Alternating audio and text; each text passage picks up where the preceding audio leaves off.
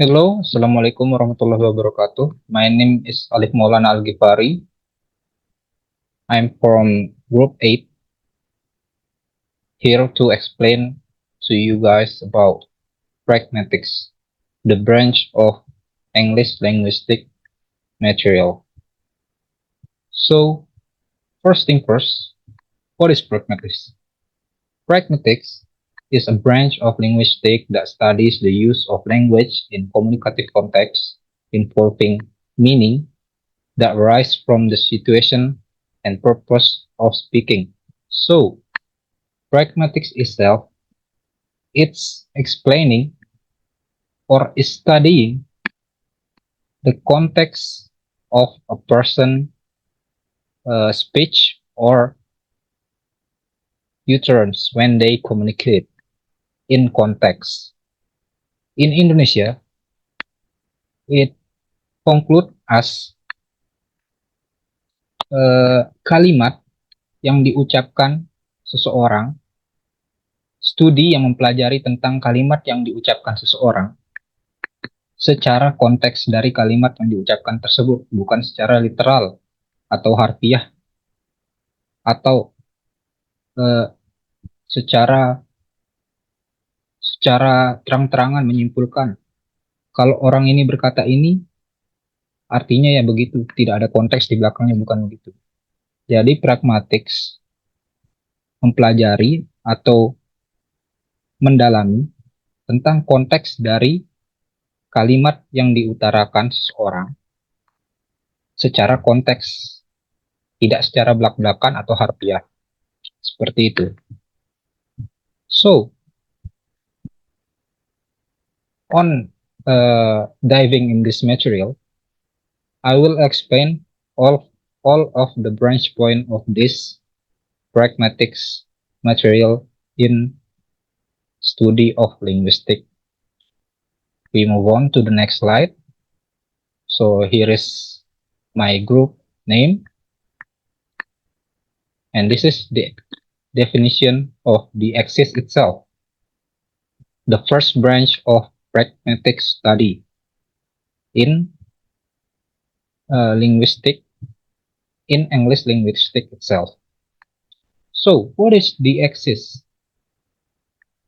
The axis, it refers to the use of words or phrases that depend on the context of speaker, such as personal, place, and time pronouns that rely on situational reference. In Indonesia, it means the axis ini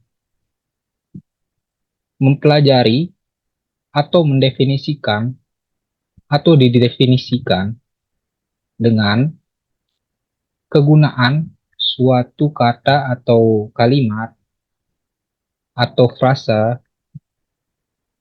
yang bersandar kepada konteks dan penutur, yang dimana konteksnya itu ada personal, tempat, atau time, atau waktu, yang dimana di saat dikeluarkan, yang konteksnya itu tergantung pada aktor atau subjek dari kalimat itu, meaning di belakangnya, yang saya maksud tergantung pada.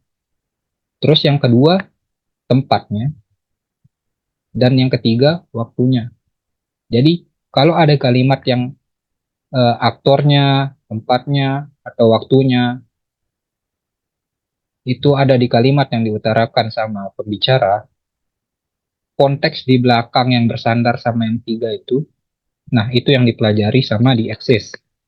Jadi, setelah sudah dibagi jadi tiga itu, di axis ini, dari tiga dasar, yaitu aktor, tempat, dan waktu itu, dibagi jadi tiga branch atau tiga submateri dari di axis ini. Yang pertama, personal, yang berdasar pada sandaran personal tadi.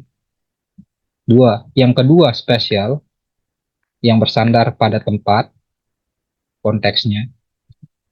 Yang ketiga, temporal, yang bersandar pada waktu konteksnya. Nah, apa yaitu dieksis personal? Jadi, dieksis personal itu di sini dijelaskan a normally realized, I mean, uh, a phrase that normally realized by personal pronouns, which is I, you, they, we, he, she, it. For example, I killed the snake. So the the context in this phrases or U-turns, which is here the personal or the actor is I. I refers to no one here. Atau in Indonesia, I ini tidak bersandar pada hal-hal tertentu atau orang tertentu. I di sini bersandar pada orang yang ngomong I atau saya. Jadi kalau misal ada orang lain yang menggunakan I, berarti I di sini disandarkan sama orang yang ngomong. Jadi siapapun yang ngomong I di sini menjadi aktornya. Nah, kalimat di eksis yang menjelaskan eh, penyandaran kalimat I ini disebutkan personal di eksis. Jadi, misalkan di sini supaya lebih jelasnya, di sini ada Juki dan Lydia. Kalau Lydia bilang I killed the snake, berarti I di sini refers to Lydia. Kalau Juki bilang I killed the snake, I di sini refer to Juki, aktor yang ngomong I-nya atau pembicara yang ngomong I. Nah, di sana ditekankan. Tapi kalau dia bilang Juki is killing the snake or Juki is killed the snake, berarti itu obvious kalau Juki yang kill the snake walaupun Lydia yang ngomong karena di aktor depannya itu sudah obvious atau sudah real itu Juki. Kedua, spatial.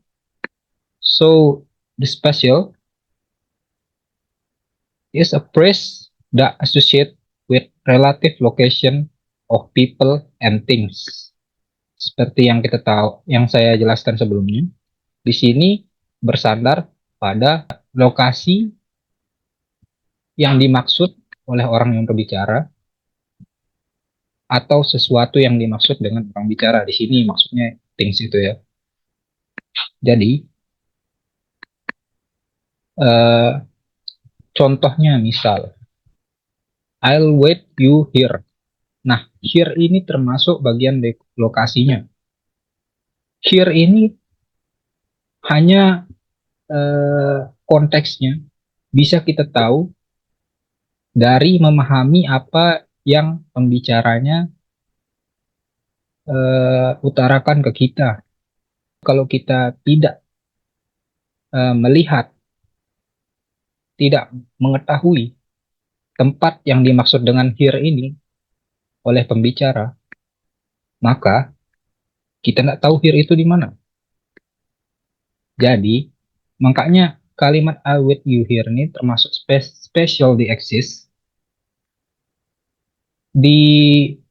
dimaksud karena here-nya ini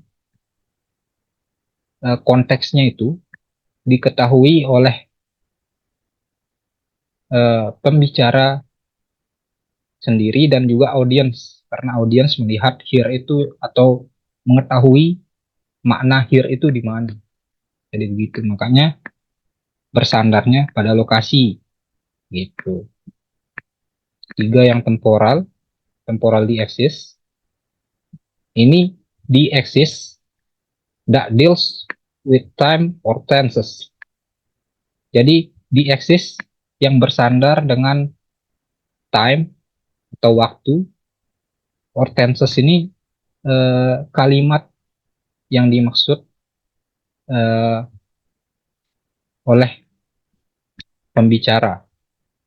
atau speaker yang meaningnya itu berbeda, different meaning. Nah, different meaning ini contohnya I was in the UK, then sama dibandingkan dengan I'll see you, then itu beda. Kenapa? I was in the UK ini berarti dia sudah dari UK dan sekarang dia tidak di sana, which is sekarang dan sudah itu termasuk deals with time yang waktunya berbeda dari eh, penyusunan kalimatnya. Di sini makanya dibilang tensesnya yang punya different meaning. Berbeda dengan I'll see you then. Berarti I'll see you then itu dia lagi di situ dan menginformasikan audience kalau dia lagi di situ masih tidak bilang was berarti sudah berarti di sana kan. Jadi different meaningnya I'll see you then dan I was ini. I'll see you then ini dia masih di tempat dengan waktu yang sama. Tapi kalau I was dia sudah tidak di tempat itu sekarang begitu. Yang meaningnya masih tidak jauh dengan waktu. Makanya dibilang tenses. Intinya kan tadi di eksis itu bersandar dengan personal, location, and time kan. Nah di sini tensesnya berhubungan dengan time.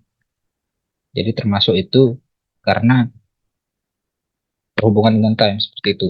Lanjut, yang berhubungan dengan time secara obvious ditunjukkan di sini contoh kedua, let's gather tonight. Tonight, which is the time is tonight. Waktunya itu tonight, malam ini. Cuman waktunya kan unspecific atau tidak spesifik. But at least it has time, tonight. Maybe that's all from the axis. We move on to compositional implicators. So, what is implicator compositional? Here explain compositional implicator are additional meanings that arise from an utterance beyond the literal meaning, often based on shared assumption and knowledge between the speaker and listener. So, implicator in Indonesia means kita itu menyimpulkan intensi arti dari seorang yang sedang berbicara itu apa intensi di balik words atau kalimatnya yang ia bicarakan. Example-nya, has the guest arrived? Nah, di sini kan dia nanya yang artinya apakah tamunya sudah datang? Berarti di sini menjelaskan dia itu nanya tamunya udah ada di sana atau belum gitu kan. Atau misalnya yang lebih mudah, biasanya orang kan kalau masuk ke kampus dosennya udah ada di sana belum? Berarti meaning dari kalimat itu intensi dia bertanya seperti itu aslinya untuk menanyakan udah masuk belum, karena dosennya kalau udah di sana berarti udah masuk, kalau belum ya masih belum, jadinya boleh dia datang di sana, boleh dia untuk masuk dulu karena dosennya belum ada berarti belum masuk gitu kan, walaupun jamnya mungkin sudah kelewat dari jam seharusnya masuk gitu. We move on to the presposition. Here, the presupposition is is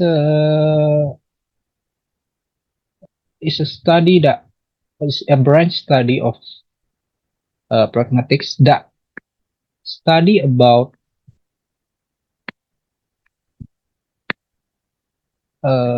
context that speaker want to deliver to the speaker, to the audience.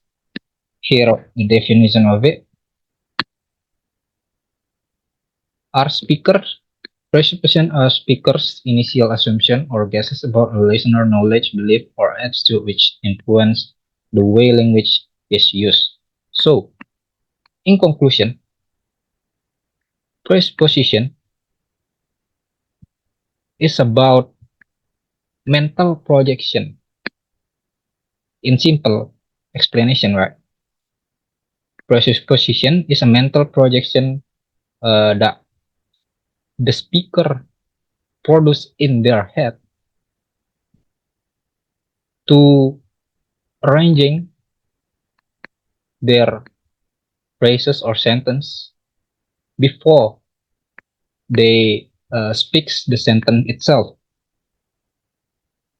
In Indonesia, it means proyeksi mental di mana pembicara itu menyusun sebuah kalimat di kepalanya untuk mengeluarkan kalimat yang ingin dia sampaikan ke pendengarnya atau orang lawan bicaranya, supaya kalimat yang dia keluarkan itu sesuai dengan apa yang ia mau sampaikan atau apa yang mau ia tanyakan ke eh, pendengarnya begitu. Jadi simpelnya presupposition ini di mana pembicara itu seperti saya sekarang kan kebanyakan bilang e. Nah, dibilang bagian itu saya sedang melakukan mental proyeksi di kepala saya tentang apa yang saya mau keluarkan, apa yang mau saya sharing ke teman-teman sekalian, apa yang saya mau ucapkan itu, gitu. Supaya yang saya ucapkan itu sesuai dengan pemikiran saya sebelumnya tentang apa yang saya mau ucapkan. Dan saya berharap kalau audiens, teman-teman sekalian yang di sini audiens, mengerti apa yang ingin saya sampaikan dari kalimat saya yang saya keluarkan tadi. Proses ini dihitung seperti pembuatan kalimat di dalam kepala untuk dikeluarkan ke pembicaranya. Kalau pembicaranya eh, dapat atau menangkap apa yang saya bicarakan, apa yang saya keluarkan menjadi sebuah kalimat, berarti presuppositionnya berhasil. Kalau tidak, gagal. Kalau gagal, buat kalimat yang lain lagi supaya dimengerti, supaya sukses, gitu kan. Intinya semua bahasa itu begitu kan. Kalau ngerti, paham, berarti komunikasinya lancar. Kalau enggak, komunikasinya tidak lancar. Nah, komunikasi yang tidak lancar ini presuppositionnya itu gagal. Kalau lancar dan dimengerti walaupun ada kalimat yang mungkin salah kata atau apa, berarti presuppositionnya terhitung sukses. Walaupun ada kalimat yang di-arrange atau disusun salah grammarnya atau apa, mungkin salah pronounce-nya.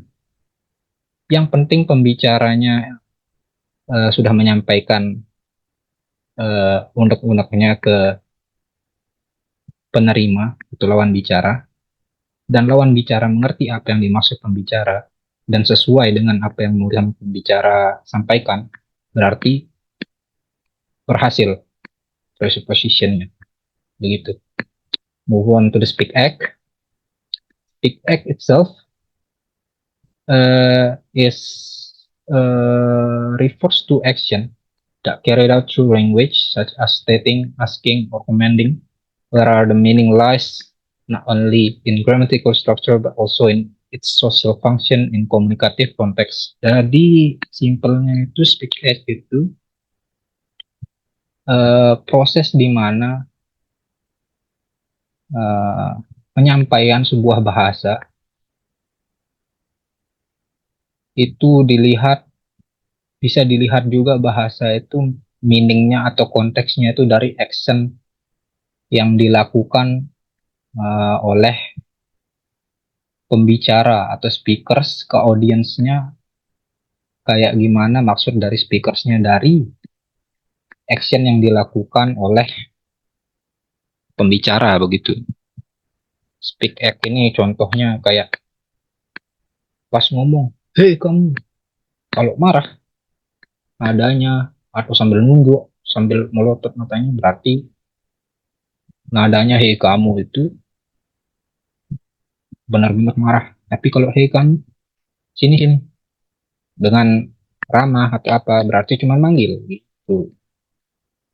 Di sini uh, types of speak act ini punya 3 type. The first type is locutionary, then the second type is illocutionary, and the third type is perlocutionary. So, what is locutionary?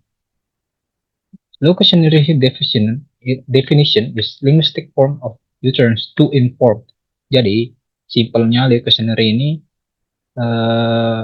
kata-kata yang digunakan untuk menginformasi. Jadi kata-kata secara belak-belakan atau secara konteksnya tidak ada, cuman mau ngasih tahu ini loh yang saya maksud. Cuman ya mau ngasih tahu informasi aja.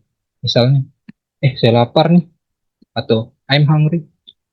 Ya cuman bilang saya lapar aja gitu. I'm hungry gitu. The second is illocutionary. The definition of it is the intended purpose of utterance. Jadi in simpelnya dia in simpelnya the utterance that has intention meaning to the audience when the speaker speaks it. In Indonesia, it means ketika pembicara ngomong sebuah kalimat, dia punya intensi di sana untuk mengutarakan kalimat itu, gitu. Punya tujuan atau konteks tertentu dia mengeluarkan kalimat itu. Misalnya kayak tadi kan, saya lapar, yang di locutionary saya lapar cuman memang situ saya lapar doang. Tapi kalau di illocutionary, saya lapar nih. Ke orang yang kita bilang begitu, audience atau penerima lawan bicara kita. Kalau kita pakai speak edge sambil megang perut, sambil nunjuk begitu atau sambil ngangguk-ngangguk mengangkat alis misalnya gitu. Kalau di Indonesia, berarti mengisyaratkan saya lapar. Ada nggak nasi di rumahmu atau ada nggak makanan di rumahmu gitu. Mumpung saya lagi di rumahmu atau mengajak untuk makan gitu kalau misal di luar. Nah, the last is perlocutionary. Perlocutionary in English is the effect of utterance atau in Indonesia it said it define as efek dari pengeluaran kalimat itu. Tadi kan illocutionary bilang saya lapar nih sambil menggunakan speak act yang kita ketahui di komunitas Indo kan bahasanya bakal ngangkat alis atau nunjuk atau apa gitu kan. Nah, efek dari ngomong terus kita menyimpulkan kalau dia lapar mau ngajak kita makan keluar atau minta makan ke kita itu kan efeknya itu disebut efek atau penyimpulan dari kita tentang kata-kata speaker itu disebut dengan perlocutionary itu sendiri. Maybe that's all about pragmatics that I can share to you guys. So that's it about my explanation. If there is any false information or things that I do before, I'm sorry. Thank you for listening to the end. I'm here as the presenter Alif Maulana Al Ghifari. Thank you. Assalamualaikum warahmatullahi wabarakatuh.